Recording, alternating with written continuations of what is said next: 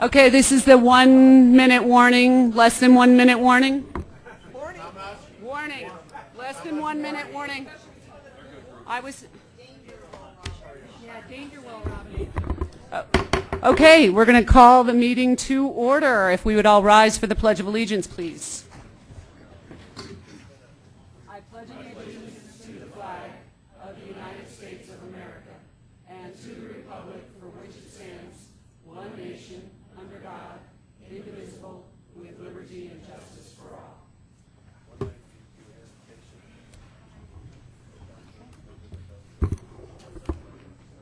Okay, we're going to start the roll call. Eva Henry. Eric Hansen. Bill Holen. Here. Elise Jones. Here. Dennis Harward. Here. Tim Mock. Here. Chrissy Fanganello. Anthony Graves. Chris Nevitt. Here. Roger Partridge. Here. Gail Watson. Connie McLean. Don Rozier. Here. Bob Pfeiffer. Here. Bob Roth. Here. Sue Horn. Here. David Spellman. Suzanne Jones. Ann Justin. Rick Pilgrim. Lynn Baca. George Teal. Here. Kathy Noon. Here. Ron Engels. Catherine Hyder. Doug Tisdale. Mark Griffin. Gail Christie. Jim Benson. Rick Teeter. Charles Sigmund. Eric Hockmeister. Todd Riddle. Laura Keegan. Randy Penn. Here. Dan Woog. Mark Gruber. Joyce Thomas. Here. George Heath. Samantha Meering. Lisa Jones. Bob Easton. Laura Brown. Here. Henry Ergott. Paula Bovo. Doris Rigoni. Saoirse Harris-Graves. Here. Ron Rakowski. Here. Mike Hillman. Here. Brad Weasley. Stacy Luberger. Tom Quinn. Here. Jerry Bean. Phil Cernanek. Present. Jackie Millay. Here. Gabe Santos. Jeff Moore. Ashley Stolzman. Here. John O'Brien. Colleen Whitlow. Here. Deborah Jerome. Here. Chris Larson. Joe Gearlock. Here. Joyce Downing. Here. John Dyack. Here. Gary Howard. Here. Kurt Osborne. Deborah Williams. Here. Val Vigil. Beth Humanick. Here. Herb Atchison. Here. Joyce J. Here. Doug Young. Simon Tafoya. Deborah Perkins Smith. Here. Bill Van Meter.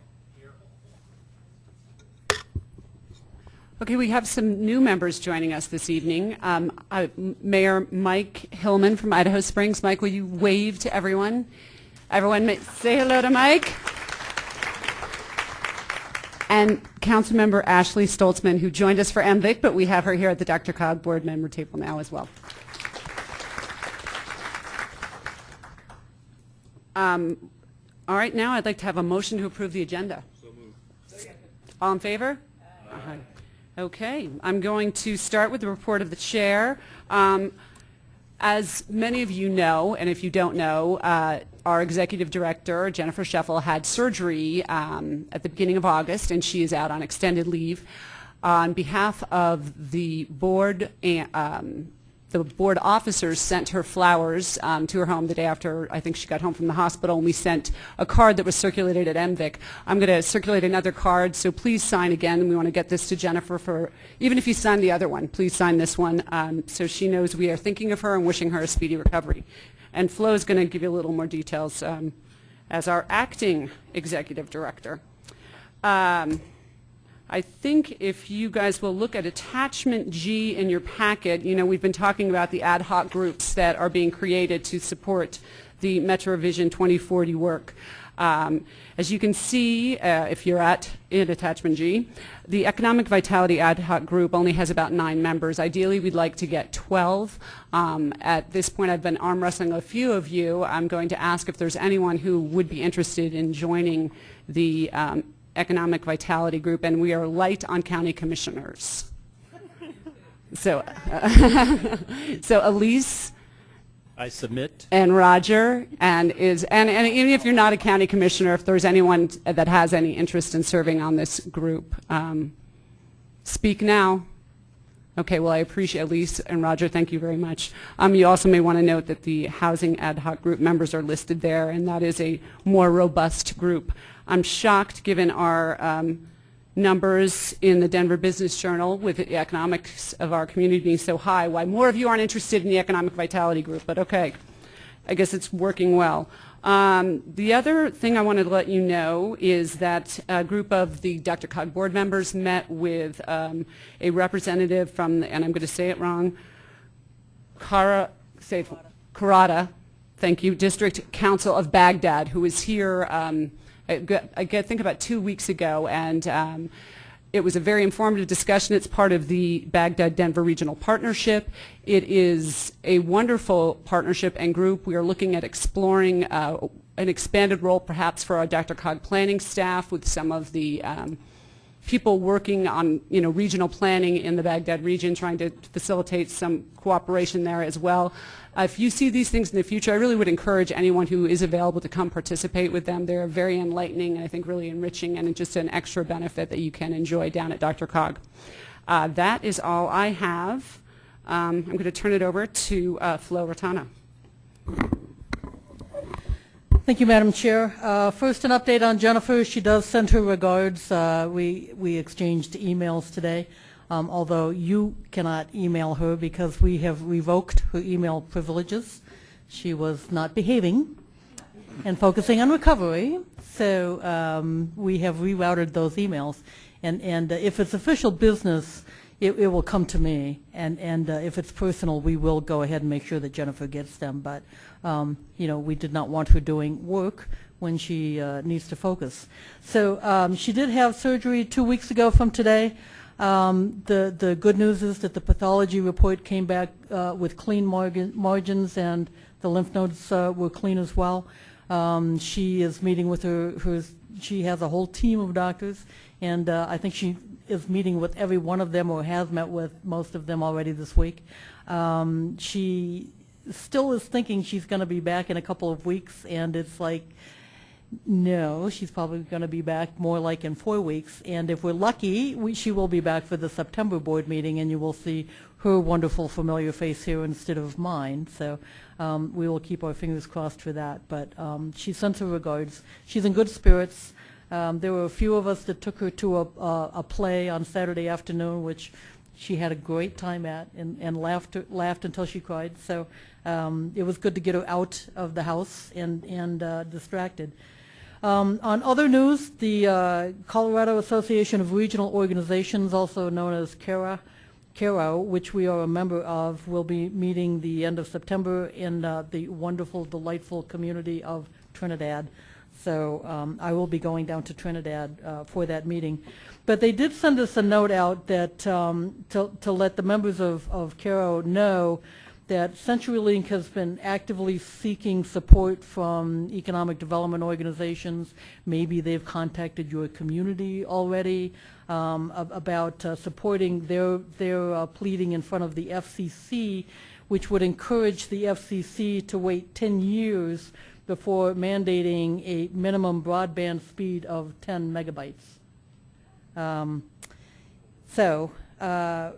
The members of CARO, which are, I will say, largely rural in nature, and we have rural members in DRCOG too, so are quite concerned of what this would mean for connectivity for places not in places like Denver, where, by the way, CenturyLink has announced that they're rolling out 1 gigabyte service, which is wonderful for us, but not so wonderful for the rest of the state. So anyway, CARO is asking that you take no action on CenturyLink's request and not support their request in front of the FCC, just to kind of ignore that. So bit of informational piece, do with it what you feel you need to do.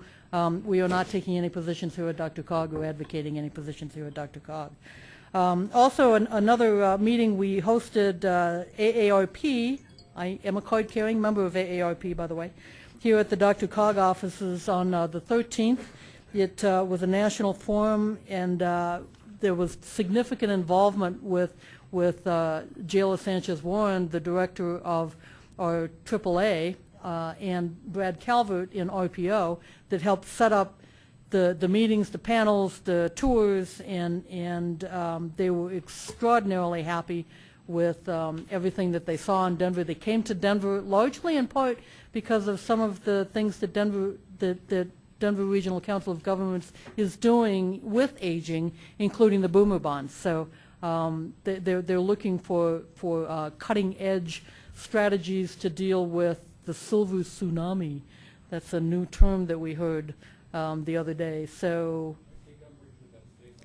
I resemble that remark, and so anyway, that was great. We had several of our members that participated in that. Thanks to Commissioner Don Rozier and Mayor Kathy Noon. And Mayor Joyce Jay participated in one of the tours, and so we thank all of our members that helped us with the AARP meeting. And that, Madam Chairman, concludes my report. Okay, we're going to move on to public comment. Up to 45 minutes is allocated at this time for public comment, and each speaker will be limited to 3 minutes.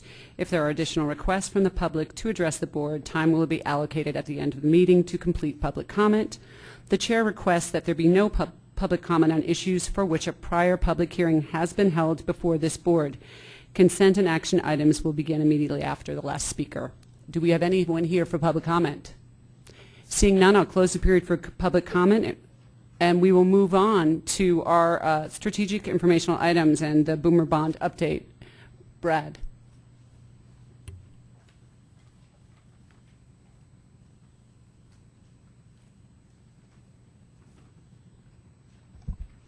Thank you, Madam Chair. A good segue from Flo's report about some things that have been going on with the program that we here at DRCOG call the Boomer Bond.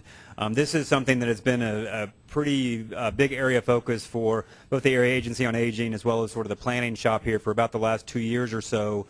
You may remember a series of reports about activities associated with the MetroVision Implementation Task Force, including the Regional Housing Diversity Study, also known as the Construction Defects Report. This program actually preceded that work and has actually lived on beyond it as well. We've had lots of great success stories that I wanted to sort of highlight with you all quickly this evening. Talking about this issue is something that always requires us to talk a little bit about aging demographics, and everyone got a little button that talks about 1 in 4, and you'll hear the secret behind that here in a second. Just some high-level things to understand really what the impact of our aging population is in this region. I mean, certainly my apologies to Commissioner Holan, who actually sat through something very similar to this yesterday. So he's the expert on this now. As the state of Colorado, we always are viewed as a young state, and that's always been true. But in the last 2 census periods, we began to see a change here. As a state, Colorado had the 4th highest percentage increase of population over the age of 65 between 2000 and 2010. And if you look at just that over 65 demographic, the actually fastest growing 5-year cohort were people over the age of 85. We have a lot of boomers, but we're a really healthy state, and we grow old people until they are really old. And that's good news, but that also creates obviously some issues in terms of service provision and thinking about how our communities can meet those needs. And while that 65 plus demographic was certainly a major issue to pay attention to, we're just now getting into the thrust of the baby boomer increase. Just in that 10-year period, for instance, people between 60 and 64, as a region, we saw an 86% increase of people in that population between 2000 and 2010. So that's basically a prelude to the bullet that follows. Even though our rate of growth in this population resulted in us ranking 4th nationally, over the next 10-year period, that rate of change is actually going to double. So if I were standing here in front of this group 10 years from now, there's a very high likelihood that I will be able to say that Colorado is the fastest aging state in the country. That's a very, very real possibility. And this is not just about baby boomers. That's a big part of what we're experiencing, but what other communities are experiencing as well. But this is a reality that as communities, we're going to have to recognize that being a place where people can age successfully is a long-term issue. It is just not about baby boomers. There was a recent National Geographic magazine with an infant on the cover that asked the question, will this child live to be 120 years old? And the reality is there's a pretty good chance that an infant born today will. Right, and so we've got to think about communities that over the long term can meet the needs of a very stable and growing older adult population. So here's sort of what it looks like, and here's what your 1 in 4 button represents. So traditionally as a region, we have typically been about 1 in 8 people in the DRCOG region have been over the age of 60. Over the next 20, 25 years, that number will become 1 in 4. 25% of our population is going to be over the age of 60. And so you can see we are just now in the beginnings of this rapid increase. But what ultimately I think is interesting is the left-hand side of this chart. We're going to experience a lot of change, but we've never been here before. We've never gone through this. We've never experienced this. It's not like you can reflect back on how did we do this in the early 2000s? How did we do this in the mid-90s? It's not anything we've ever actually lived through. So thinking through that challenge and having to come up with new solutions and new partnerships is really going to be the key challenge going forward. So I thought you might also want to see some county level information as well. This is growth in the over 60 population over the next 10 years, so between 2014 and 2024. Over 60 matters to us at DRCOG because we're the area agency on aging, and in that role people become eligible for those services at the age of 60. I will tell you, very rarely does someone turn 60 and begin to call us and ask for services. It happens, obviously, but really we see growth and that call volume happen a little bit later. But you can see just in that 10-year period, every county is going through a very similar growth pattern, 40, 50, 60% increase just in this population over that 10-year period.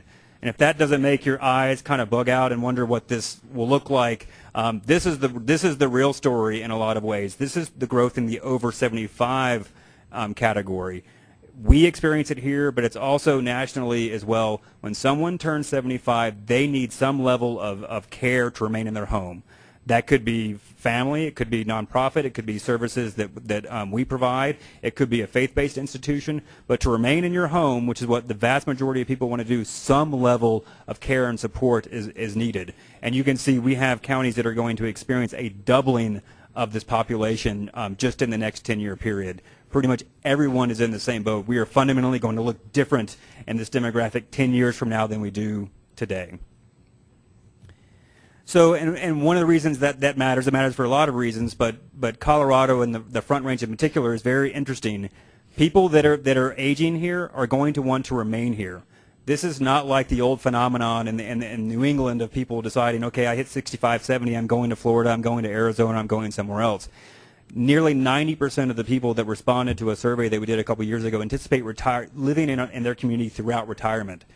So we are not going to outsource the aged to other places around the country. They are going to choose to remain here. And so we have to think about what that means. We have a question if you want me to take it now, or... Let's take the reverse of that, Brad. How many people in this room, as a cohort, for example, are not natives and whose parents, if still living, are somewhere else? And then how many of that group are going to bring the parents here so that our numbers will be greater inflated than what you've shown? Because what you've shown is just based on the demographics and the age of people that are already here based on the census. But is there a way to predict where, for example, Jackie has a very vibrant father and mother, and they might want to come and be close to their favorite daughter? Well, so those forecasts actually they include natural increase, but they do also include in-migration, so people choosing to move here. Okay. I'll be honest, I think it undercounts that. I hear from realtors all the time that the most popular showing that they have is an empty nester couple that's moving from some other part of the country to be closer to their children and grandchildren. I can promise you I have baby boomer parents that are in Memphis, Tennessee right now that are having a very real discussion as to whether this is the place that they want to be in their retirement years. And I think we will actually see more of that. So that's all set up to really talk about the Boomer Bond project. And as I mentioned, this is very much a partnership between the Area Agency on Aging and the planning folks here at DRCOG. It really kind of comes from the reality of what you just saw, the demographics of our region, and the services that we provide. We are not going to be able to keep up. It's going to take a broader and deeper community commitment to actually create places where people can age successfully. So really there are 4 key elements to the program, and I'll mostly focus on the first 2.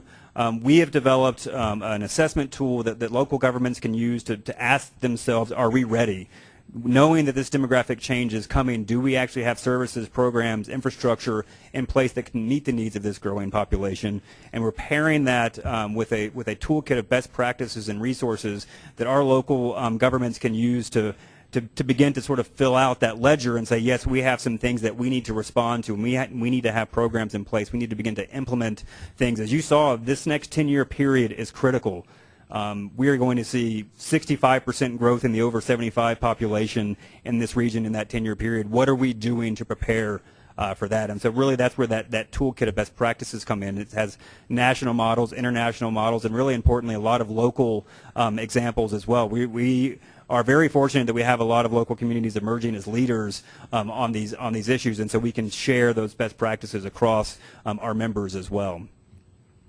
And this is sort of the tooting our own horn slide, so I don't want to spend a lot of time on it, but Flo mentioned, AARP's National Policy Committee was just here last week, and they picked 2 places to go. They went to Boston and they came to Denver because of all the great things that are happening in our local communities. They wanted to understand, in particular, sort of the housing crunch that's happening when it comes to older adults.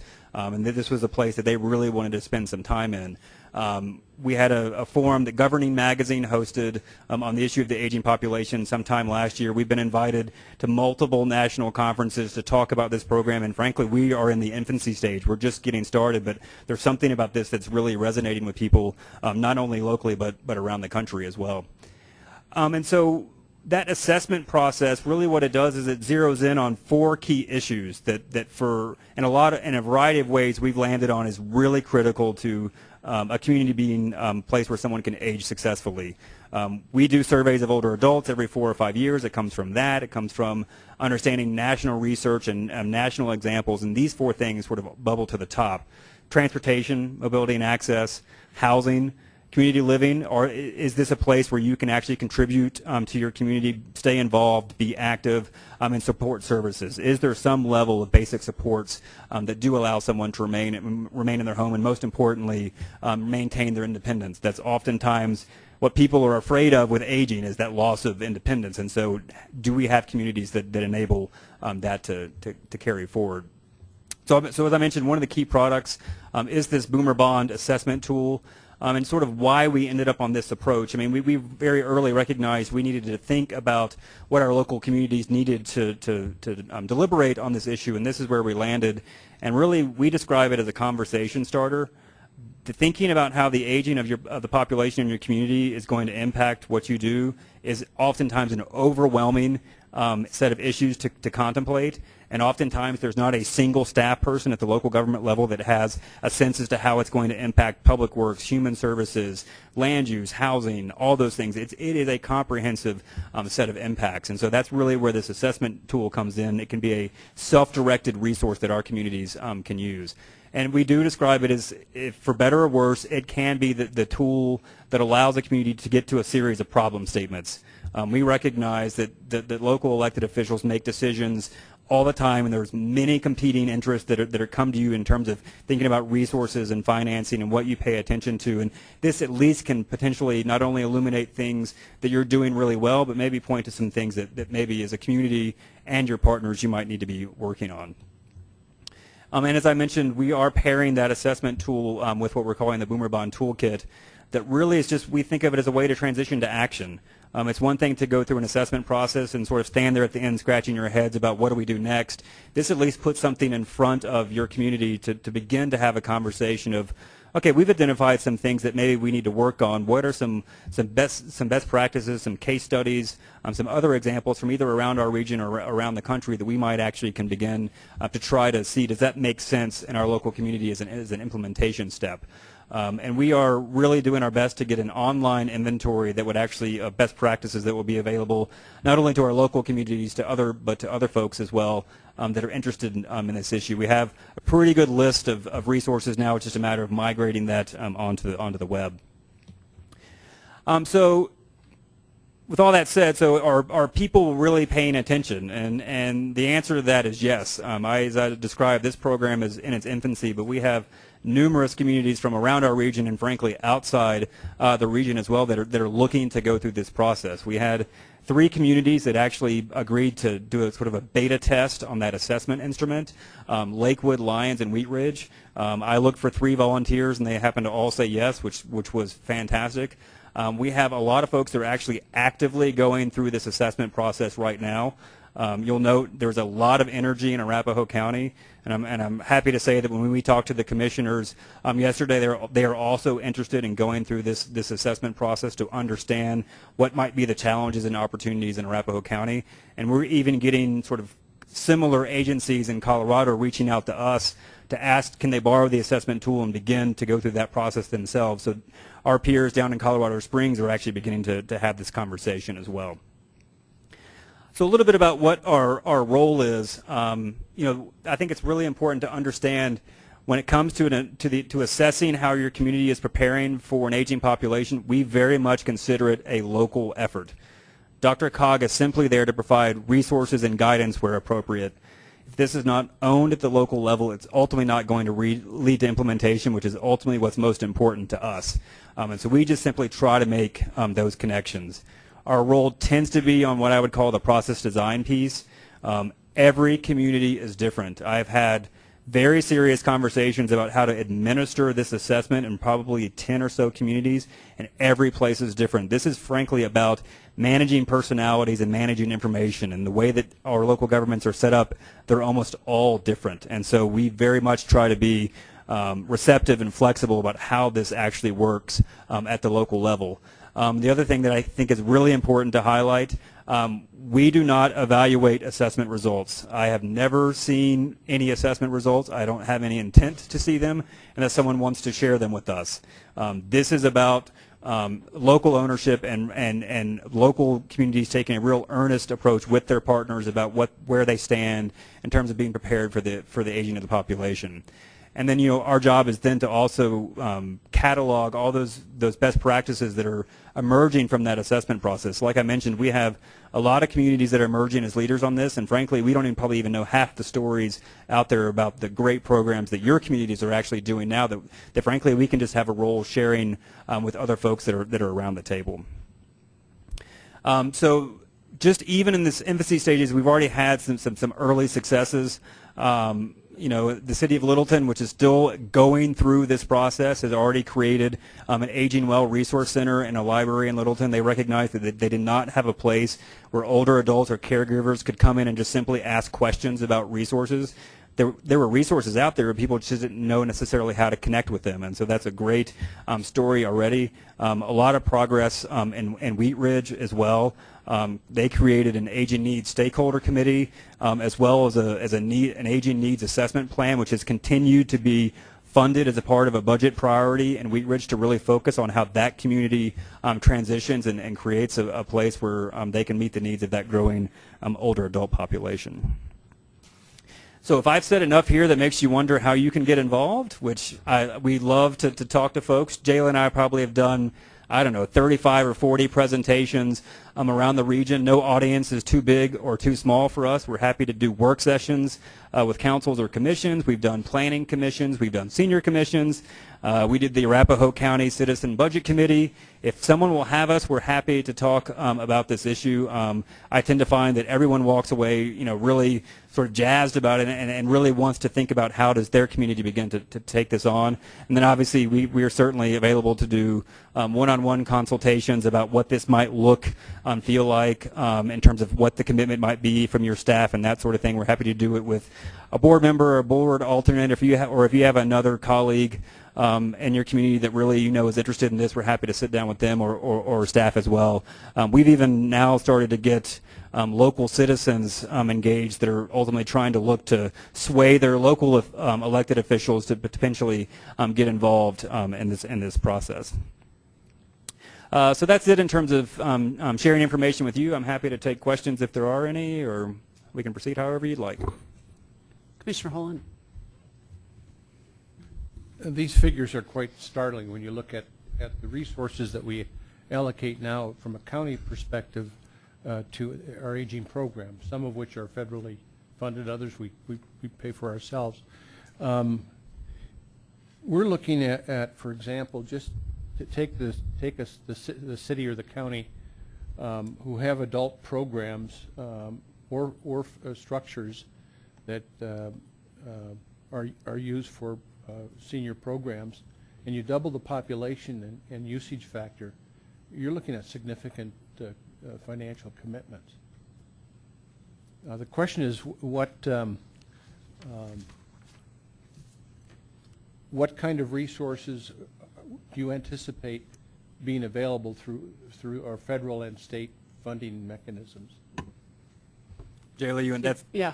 I will give you a little bit sort of a response to that, but Jayla certainly the resource on that. And in many ways, that's the purpose of this work, is to recognize that the chances are that the resources aren't going to be there. So we have to spread the burden out, if you want to describe it that way, to local governments, community partners. Our role is the AAA. I mean, everyone is going to have to chip in here, but I'll let Jayla answer the specific on the funding picture. Well, that's right. The money is not going to keep pace with the growth in the population.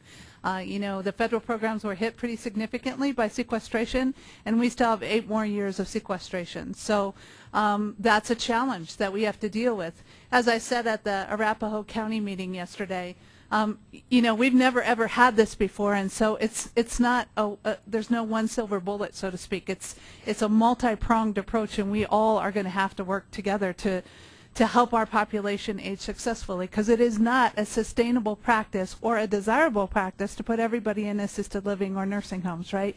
Because people will spend down very quickly at $4,000 a month for assisted living private pay and $7,000 a month for nursing home private pay. You spend your resources pretty quick, and then it becomes a taxpayer issue.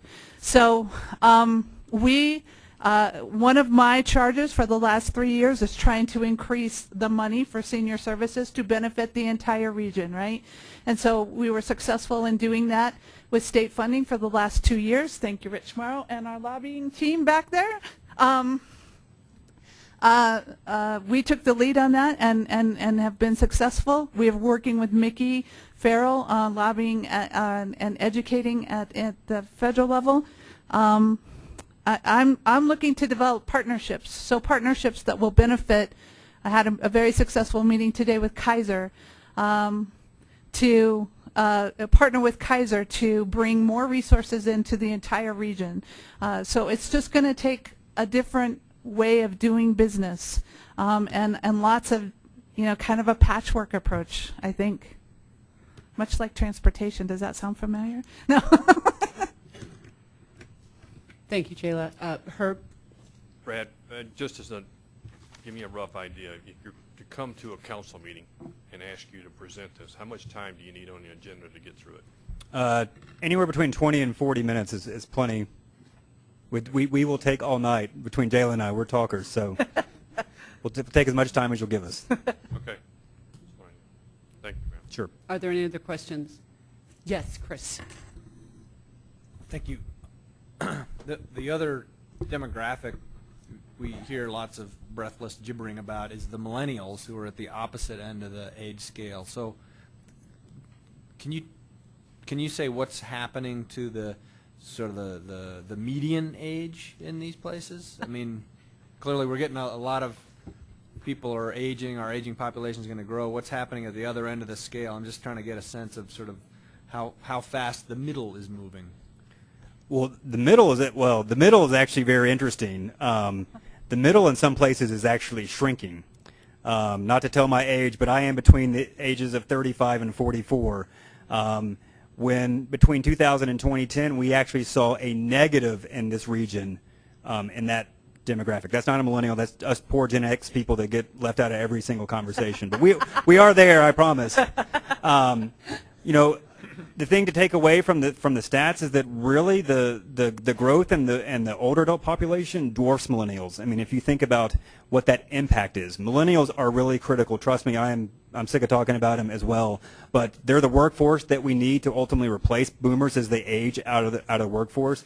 They're really critical for economic vitality. Showing that you have people that can replace that workforce is really critical. They're people that buy goods versus services. I mean, that's the thing that we talk about all the time with our local communities, is that you need to understand the tax-based implications here, right? People oftentimes see, okay, we're going to have an increase in services, but sometimes you forget that the older adults ultimately transition into more service consumers than good consumers, right? So that's less tax base coming in versus those millennials that buy furniture, go out, do all those sorts of things. They're really critical. We have to be paying attention to both. Of course, the millennials are all sharing cars and sharing hotels and sharing or basements, you know. Right, Yeah. right. Or their parents' sofas. Yeah. So what's the not the generation in the middle, but the median age? Do you have a? We are growing older. Okay, so the median age is Yep. running up. Okay. Correct. Actually, by median age, the Denver region's been older than the median nationally for a while. Is that right? So, yeah. We're a huge boomer state, always happening. So that's what we're seeing. I mean, we've been, in many ways, boomers have been considered young for a long time, but unfortunately for maybe some folks in the room, that's changing a little bit, right? So that's ultimately pulling everything up. My question. Phil, oh, sorry. I saw Phil's hands first, but Phil and then Bill. How many of you are living in your parents' basement? Yeah. Or how many of your kids are living in your basement? Just a quick question on the dynamics in the assessment tool. Yep. I know at MVIC we talked about, or excuse me, the Area Agency on Aging, we talked about one of the things that we around the table may be aware of is access, or at least information to a lot of resources is available on the internet, but the leading edge, you know, when you start talking about that 75 plus and 85 plus, are not as connected to that. And how do we deal with that in that? And then also looking for information about what's happening, because at least on my street, I have two boomer households that are not romantically connected, but are choosing to house together. So on the first, They're telling you. They swing it. was that a comment or something I should respond to? Well, how do we track some of those things that might change some of those trends? Because, you know, folks want to. I mean, there's a desire to age in place, but it's not. I mean, we have an interesting, because we have a lot of singles in the neighborhood in what were typically family homes, and now we're seeing non-romantically involved couples. How do you give me? So, Help me right, here. I think we could get into the Roommates? Roommates. Okay. yeah. Point of order. I don't know if there's a question there, Phil. I don't know, Phil, apparently Well, I mean, you're how not do we old enough track to it? know. If you're not old to know looking it. at some of the assessment, how do we keep track of this, or how do we highlight some of these changes in housing that folks are going through? And so those are the types of questions. I mean, the assessment is really long. Frankly, it has lots of questions. The chair and I were talking a little bit about this, about how actually long it would take a community to go through this. I don't want to convince anyone that it's an easy thing. There are lots of questions that your community needs to be asking itself. Particularly on sort of the access to information piece, you know, that is something that we have focused on. I mean, and sort of a two-pronged approach getting those that are not computer literate, do you have programs to get them there? And then the flip side of that is recognizing that you need to be thinking about more of a one-stop shop for services. The Littleton example is actually a really good one, right? Is that there's office hours, you can just stop by, and that can be more of a word of mouth situation. And that's one of the things that we found through our survey work over the last couple of years is people are having a hard time connecting to the services that are out there. It is not always a dearth of services. It is people unable to connect and understand where they are. And we spend a lot of time doing that, but still somewhere order of magnitude of 52, 55% of people in this region identify not knowing what services available as one of their key barriers to really getting the things they need to age successfully. And just a footnote on the date that you had up there. September is a soft opening in Littleton, and the grand opening is actually in October. But we'll see everybody then. Okay, Randy. He's back. Sorry I missed all of you, but Inglewood is in the process of going through the Boomer Bond. I will say to all the mayors or whoever the leader is, you better have a strong will, and this is probably the only time in like 7 years I've ever yelled at my city manager, and it did go through finally. Okay. But I think the great thing is as you look at your city, you think you're pretty well set for a lot of these things, and as they continue to go through the questionnaire thing, sometimes you figure out you're not.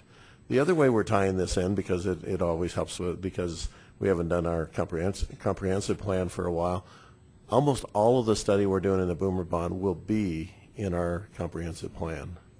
So I think it's a great tool. It does take a while, and you as mayor or the leader of your city, you better make sure you're ready to go and do battle. But it's well worth it. Thank you, and actually I just want to add to that as well.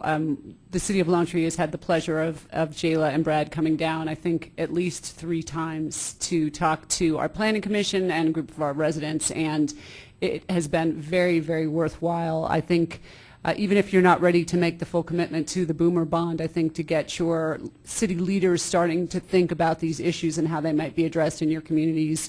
It's a fun, entertaining, engaging. Just think about this conversation we've had. It's actually very, very well worth your community's time.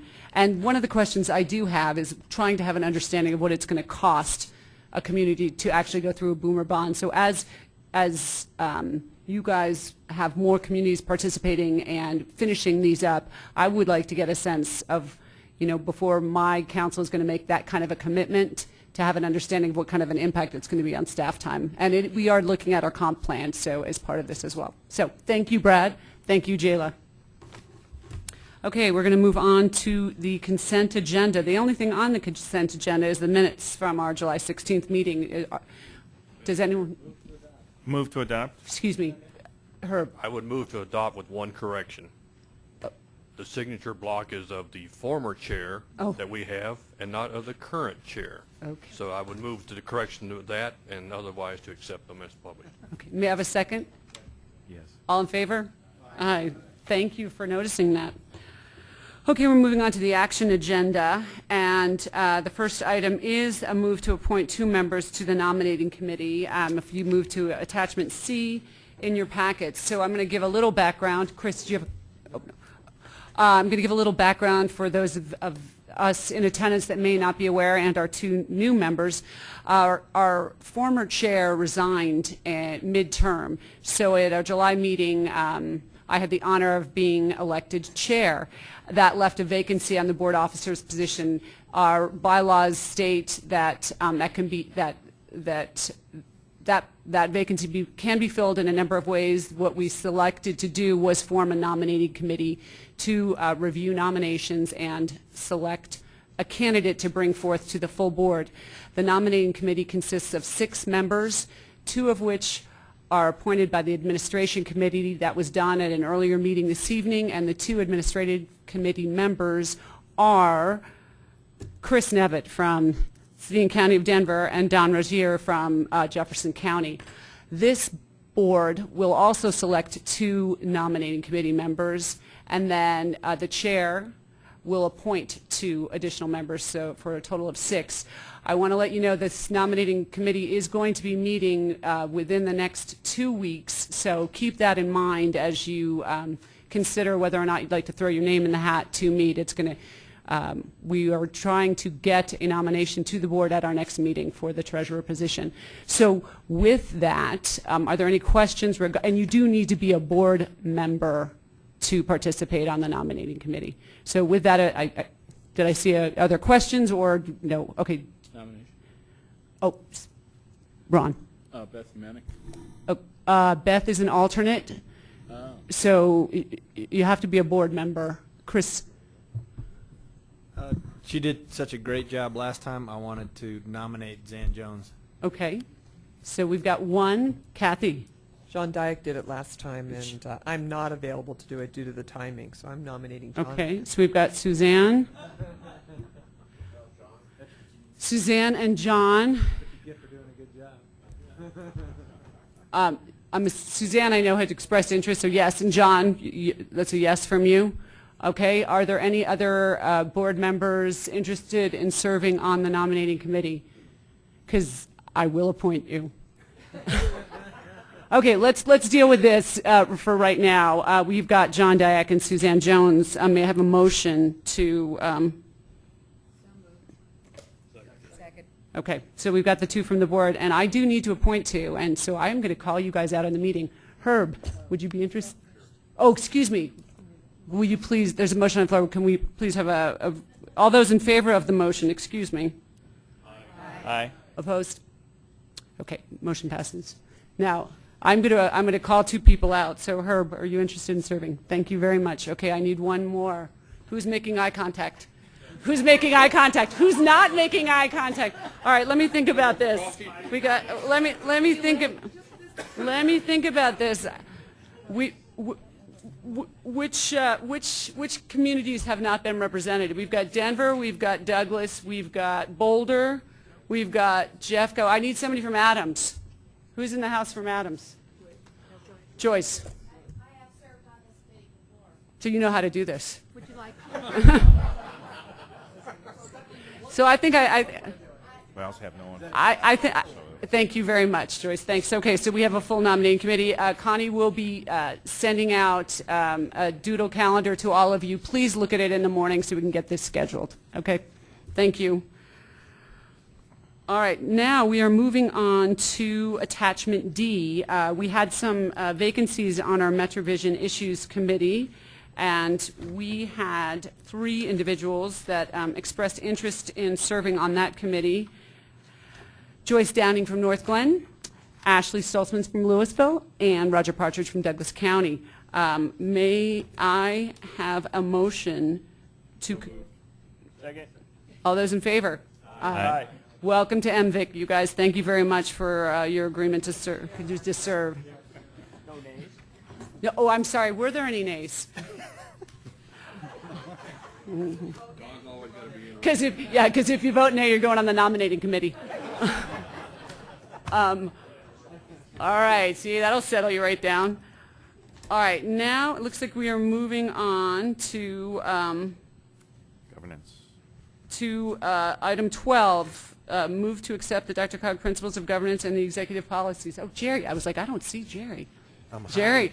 I was over there trying to keep a straight face with all this levity. Attachment it's not easy. E. Yeah, you're going to bring us down now? Is that what you're Yeah, doing? I'm thinking All about right, it. Attachment E. And we're on a roll here. We could get out of let's this go. meeting quick.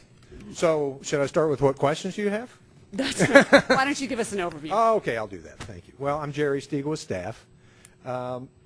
Last September, the executive director set out established a plan or an action plan to improve organizational performance through organizational development effort. And from that point, the board selected a subgroup to work on or revise the new mission and vision that you see toggling back and forth now. And you've seen probably through several meetings since February. That was approved in February. We went into the board workshop and introduced in February, the end of February, and introduced principles of governance and executive policies. Those are in your packet, of course. The board took action in March to designate the administrative committee to revise the executive policies. And then the governance group was also established to review and revise principles of governance. Once that was done and completed, the governance group did review the executive policies to ensure that there were no conflict between the two, and found no conflict and all. So the action that we asked for this evening is for you to vote on, or for your approval on these two additions, one executive policies and the DRCOG principles of governance. What questions? Are there questions? Mayor Rakowski. I just want to give a shout out to saying, of all the things I've done on DRCOG over the years, this was perhaps the most rewarding, and I think that's because partly the committee members really put their shoulders to the wheel, and I would single out Anthony and Chris Nevitt as being two very major players. Yeah, thank you. Thank you, Ron. And actually, I would like everyone who participated to please, could the board members that did participate in this raise your hand? So look around the room and say thank you to the individuals. Thank you. You're asking for the round of applause before we even I think the work in and of Just the itself work. should be acknowledged. I mean, I'm dealing with separation If we adopt it, anxiety, Chris, you know, we I can haven't clap seen you again. guys in a while. So, Okay, and I think that was a very, very well made point, Ron. Are there any other comments? Suzanne? Well, as long as we're giving shout-outs, I also want to thank Jerry. I think he was a wonderful hire and has thank you. really helped bring life to this process. Thanks. And yeah, I think it's gone really well, and we've got a great result. Thanks so much. Thank you. It was a lot of fun working with you guys. It really was. And to Mayor Rakowski's point, it was a pleasure to work with you and to watch it happen. It can happen, and it has. So good evidence. Roger? But certainly to recognize that we did not call him Jerry at Douglas County. We do miss him. He's actually Mike Shanahan reincarnated. Does he have a ring, though? I don't have a ring. To us, he's called Coach. Coach. There you go. Do you want to share that story? That's the first time. Okay, there's enough sucking up that's going on in the room now. Great. Just call me Coach. That's right. Beth? I just wanted to say that when you have an opportunity to volunteer to be part of these ad hoc groups, please do so, because not only do you get to know the other board members and where some of their thought processes are, but this was a very, very important piece of this organization that needed to be updated and gone through.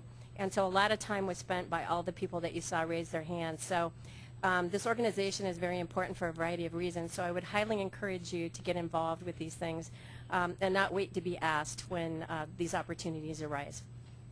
Thank you, Beth. Thanks. Well said. Okay, I think I'm looking for a motion. Thank you, Bob. Thank you. Okay, all those in favor? Aye. All right. I love this. We are moving on to the informational. Oh, gosh, no, I never want to hear from the people that say no. I'm sorry. It's a flaw in my character. I apologize. You guys are going to have to keep me on task for that. So are there, are there any opposed? Okay, the motion passes. Thank you. No clapping, no clapping. If I remember to ask for the opposed, you can clap. All right, let's move on to the informational briefings. I know. No. Jacob? Oh, there you are. Thank you, sir. This is attachment F in your packet. Thank you, Madam Chair. Wanted to give the board an update, look ahead on our transportation planning efforts for MetroVision 2040. This is just an informational item, but wanted to show you where we're at and where we're going.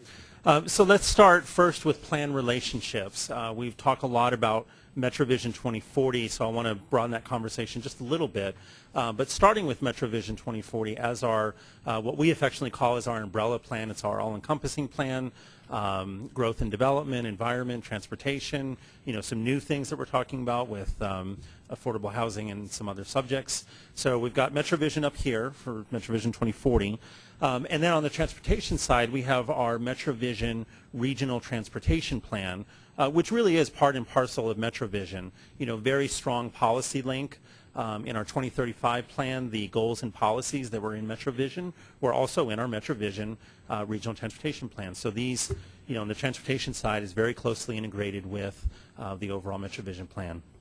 And then for federal requirements, we have our what we call fiscally constrained, what will be our fiscally constrained 2040 Regional Transportation Plan. This is a piece, sort of a subset, a component of the 2040 MetroVision Regional Transportation Plan, and frankly of MetroVision itself. So, I said MetroVision a lot of times, but really the point here is that these plans are integrated. But just to give you a couple specifics on our fiscally constrained RTP, to meet federal requirements, we do need to adopt it in January 2015. So this will be one of the first things that comes out of the process. This is a document that is all about federal requirements. I call this the fiscally constrained RTP. I call it the things that we need to do for the feds, whereas MetroVision is the things that we want to do within this region. But on the fiscally constrained RTP side, we do need to meet federal requirements. Many of them, but called out a couple here. Air quality conformity is really critical. And the term fiscal constraint, which really means it's a federal requirement that revenues match expenditures, that we can afford the projects that are in our plan. And if you recall a couple meetings ago, you actually approved the list of fiscally constrained projects for our 2040 Regional Transportation Plan. So fiscally constrained plan comes first in January, then we'll fold it into our MetroVision Regional Transportation Plan, which we will adopt with MetroVision in mid-2015. And the MetroVision Regional Transportation Plan includes both the fiscally constrained piece that I just mentioned, as well as the vision, which is sort of our unfunded, but our vision for this region, unfunded projects, and the policy component, which, as I said, is linked directly with the overall 2040 MetroVision. So let me give you some next steps and schedule on the transportation planning work for 2040. Next Monday at our Transportation Advisory Committee, and then again in September for the MetroVision Planning Advisory Committee, we will be asking both of those committees to give us input and guidance on a couple things. One is on our existing MetroVision Regional Transportation Plan for 2035, we have policies and action strategies. We'll be asking both committees to, kind of look under the hood and suggest any changes. These are things that are, I think relatively straightforward, but things that we want to give a periodic look and update to. And to help us do that, we'll also be looking at the transportation-related public input, thematic, high-level public input that we've gotten throughout the 2040 process that applies to transportation as a guide to help us as we start to update the policy work. So that's in August and September. Then with that guidance from the Transportation Advisory Committee and the MetroVision Planning Advisory Committee in September and October, Clary & Associates, our planning consultants who are writing the MetroVision 2040 plan, will take that input and guidance, and they will restructure the 2035 Regional Transportation Plan policies and action strategies to our 2040 MetroVision format in terms of outcomes, objectives, strategies, and actions. And I call that the policy component. And they will use that to prepare the draft connected region element of MetroVision 2040, which is the transportation section. So again, things are all linked together. And then in October, we'll have a joint meeting between the two committees to review the draft connected region text and that policy component of the outcomes, objectives, strategies, and actions. So through our normal committee process, they'll be working together to review these outcomes and give us direction on that. And then finally, in early 2015, you all as the board, as well as MVIC, will be reviewing the draft connected region element of MetroVision 2040 and the draft 2040 MetroVision Regional Transportation Plan. Again, both plans linked together very closely, a shared policy component. You'll be seeing both of them together early next year. So that's on the MetroVision Regional Transportation Plan side. On the fiscally constrained side, again, fiscally constrained Regional Transportation Plan, the federally required thing that we need to do by January to meet federal requirements. Next steps here, almost as we speak, working on writing that document, aiming for a December public hearing. Then we'll come to you in January and ask you to adopt the fiscally constrained 2040 Regional Transportation Plan. And then, almost as soon as we adopt it, we'll have our regularly scheduled first of our twice annual amendment cycle of the new 2040 plan. And then we will wrap those amendments into adopting the 2040 MetroVision Regional Transportation Plan, which will include the fiscally constrained piece as amended. We will adopt all of that together with MetroVision 2040 in mid-2015, aiming for June. So hopefully that wasn't too confusing, but wanted to illustrate the relationships and really the integration of the plans and give you a sense of what's coming up over the next few months. And with that, I'd be glad to answer any questions. Thank you. Are there any questions other than the fact you guys we're going to be busy, very busy. There's a lot to get through between now and June. So nothing. Thank you. Thank you for the overview. I appreciate it. Okay. We are now on to committee reports. And the chair requests that these reports be brief and reflect decisions made and information germane to their business of DRCOG. Okay, having said that, Elise. Okay, the STAC had a meeting on the 15th. We got update on Senate Bill 228. Folks are starting to put together project lists now. Up to $200 million would become available in 2015. They anticipate a big fight at the legislature to retain those funds for transportation. We got an update on the CMAQ Alternative Fuels Program. As you'll recall, $30 million in CMAQ monies are being put towards alternative fuel stations and vehicles. This is a program being implemented by the RAC and the Energy Office, and applications are out now if your communities want to, or businesses in your communities want to apply for funds. So that's an opportunity for folks that's out there now. The STAC is doing some soul searching about its roles and responsibilities and its relationship with the Transportation Commission, and we'll be having an all-day retreat that I'm sure is going to be a really good time on September 11th to discuss this. Vince Rogalski, I can't say his name, Rogalski, was elected chair again, and Thad Knoll is vice chair, and that's probably the most important stuff. Thanks, Elise. Mayor Tisdale is not here, awaiting the birth of his grandchild. So, but I'm going to tell him that's why our meeting went so short, was quick. You know I love him. If I didn't love him, I wouldn't tease him. So I think Sue is going to take over for... So real quickly, the Metro Mayor's Caucus met August 6th, and we had a great high five from Golden. I didn't... Oh, okay. That talked about one of their Golden's Better Block. So it was really interesting for the rest of the group, and I'm sure everybody left with some ideas about things they could do. Then we had the bulk of the meeting was dedicated to an update on the Colorado Water Plan by James Eklund, who's the director of the Colorado Water Conservation Board, and John Stolp, who's the Interbasin Compact Committee chairman and special advisor to the governor.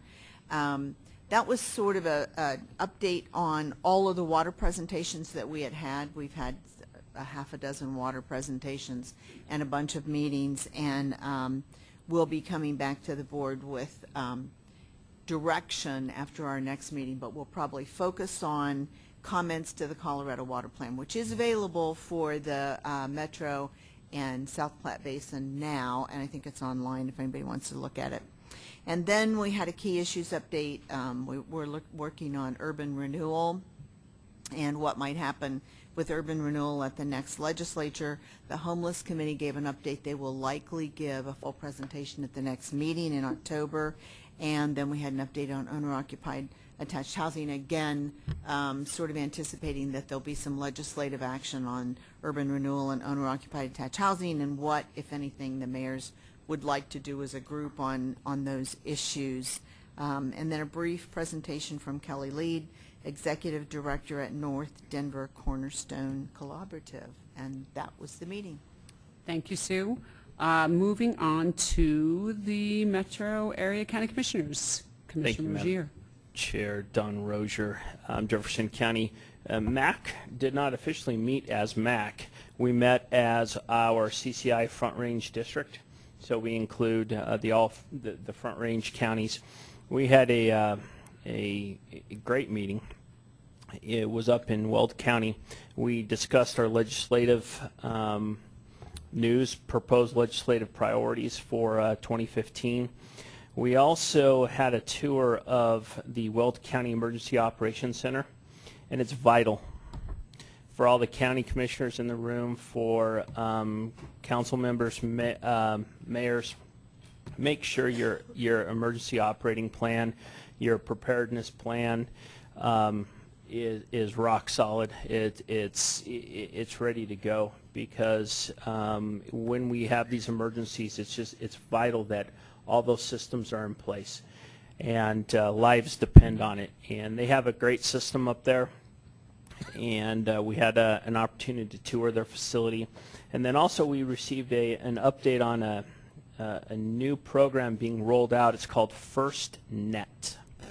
This is a nationwide program.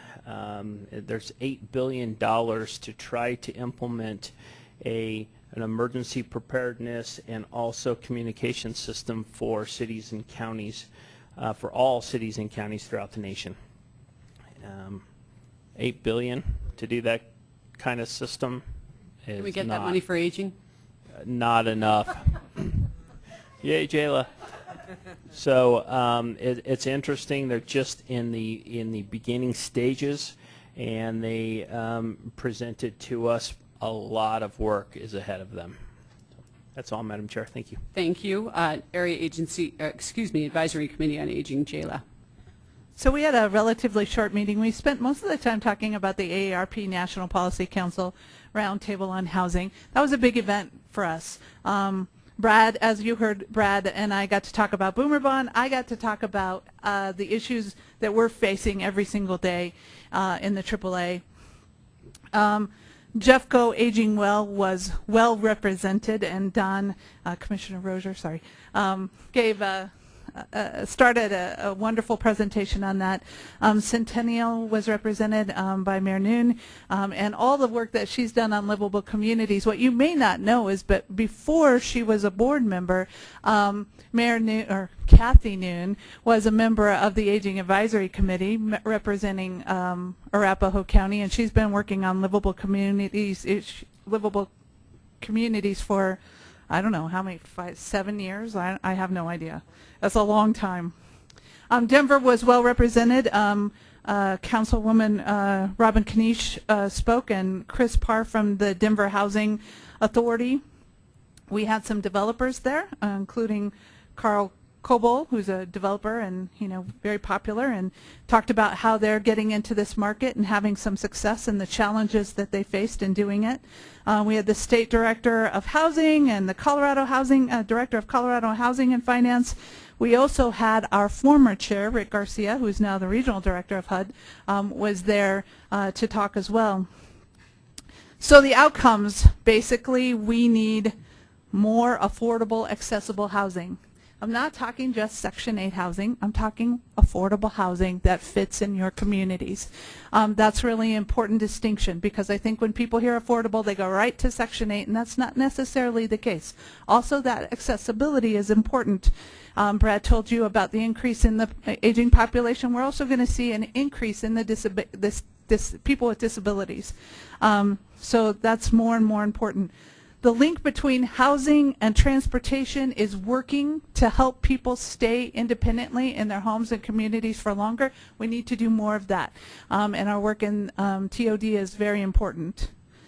And then there was a lot of discussion about housing with services. So providing, there's already some models in the region where they offer housekeeping and some transportation and other services, and that is also very successful in helping people stay in their homes and communities and not have to go to assisted living or nursing homes. The one thing that wasn't addressed was kind of the issues that we're facing every day here in the Area Agency on Aging. And I would say in the last 8 months, housing has become a critical issue for us. This is a owner's market, and we are seeing the price of rents going up dramatically. So we get calls. I looked at our call logs, 10 to 12 calls a day from people from generally over 80 females who are over 80, who are widowed, who their rent went up anywhere from $200 to $400 a month. They can't do that. They're on fixed incomes. Tell them to look in Phil's neighborhood. okay? You got a secret? You've been holding out on me, and you're even on the advisory committee, so come on. I'm just kidding. So what do you do with that person? And there's no housing. There's absolutely no housing available. My staff, so about 50% of the cases in our case management program, in our in-house case management, are dealing with people who are homeless or near homeless. My staff are meeting with people in cars, meeting with people in RV parks, in campers on stilts, trying to help them. Another lady recently, 86 years old, living in a camper on stilts in an RV park, trying to make it work. We don't have a short-term solution for those people who are falling through the cracks right now. Now, everyone says, well, just put them on Medicaid, right? Medicaid, and then they can get into an assisted living facility. Well, on Medicaid, you have to qualify both income-wise and functionally. So you can qualify income-wise, but if you don't, you're not sick enough, then you can't get on Medicaid. So what's happening to some of these people is we're saying, yeah, you're not going to qualify, so we have to wait until you get sicker in order for you to qualify, so then we can get you on Medicaid, so we can get you into some kind of housing. That's just fundamentally wrong to me. And so that is the challenge that I think we will be facing. We heard it from Jefferson County Adult Protection. We heard it from Arapahoe County staff, that this is a critical issue that they're dealing with every day as well. On that happy note. I know. No, actually, I think it is a very important issue, and I actually think DRCOG's work on the Boomer Bond is something that can at least start identifying the challenges and working together, potentially trying to come up with some solutions. So it is tough work, Jayla. Thank you. Thanks. I don't think the RAC has met, Joyce, since we were last here. That is correct. Okay, we'll look forward to hearing from you in September. Yep. Mayor Rakowski on E470. Very briefly, the big news is the Quebec Street interchange on the north side in Brighton, or near Brighton, will probably be open for traffic by Thanksgiving. Also, there have been record numbers set on E470. Some of that was attributable to the full weekend closure of I-25, but in other areas just as much. And there could be some further income coming from oil storage and oil pumping on E470 land that is not needed presently or probably in the future for expansion of the roadway. And Madam Chair, with your permission, I would yield to Commissioner Holland and Councilmember Benson, who were present at the meeting, should they wish to add anything. Gentlemen. I think my colleague covered most of it. Well, everything else was the subject of an executive session, so. Oh, please tell us. We're not talking.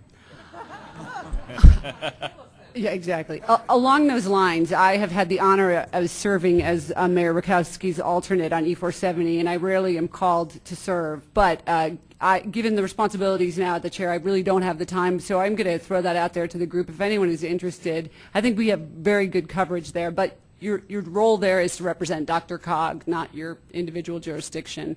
So if there's someone who is interested and able to serve as an alternate, and frankly, Ron, I'd probably go once or twice a year for you.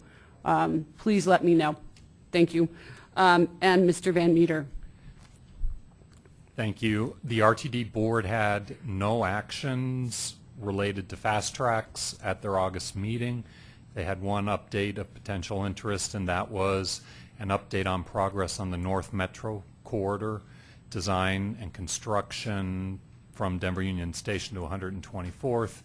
Briefly, design's going well. They've gone past the 60% mark. We'll be at 90% by the end of this year. Right-of-way acquisition's happening. Some early construction is already happening, and by spring of next year, there will be construction all up and down that line, and that's all I have to report. Thank you. I will point you towards the informational items in the packet, and if I'll point you specifically to attachment G. If you did sign up to participate in the housing and or economic vitality ad hoc group, your name is on that list, and everyone who applied was accepted. So please check your emails for doodle calendar requests to try and start scheduling those meetings.